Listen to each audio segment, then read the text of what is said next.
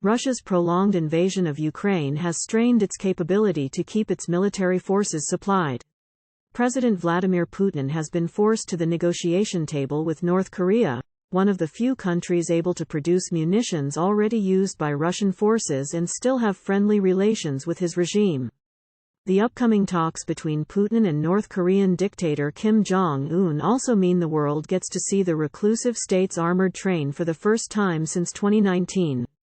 Kim has traveled from the North Korean capital of Pyongyang to Vladivostok on Russia's Pacific coast in his distinctive 90-car-long green train. The BBC estimates that the journey took at least 20 hours. The lengthy trip is primarily due to the train's top speed of 31 miles per hour. Each of the train's cars is covered in thick armor and fitted with bulletproof windows to protect against attack. The train is also equipped with weapons and a helicopter. It sounds less like transportation for a world leader and more like a James Bond villain. It should also be noted that North Korea and Russia don't share the same rail gauge, meaning that the armored train had to stop at a station near the Russian border and spend hours being refitted to the appropriate wheels.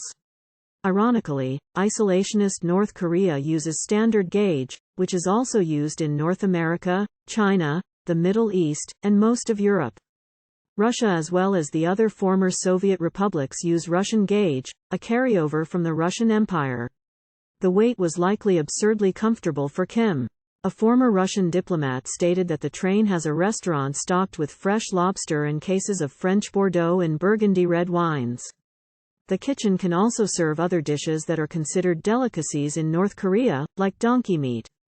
Kim doesn't travel to every state visit using the armored train, but it has become a North Korean tradition to do so.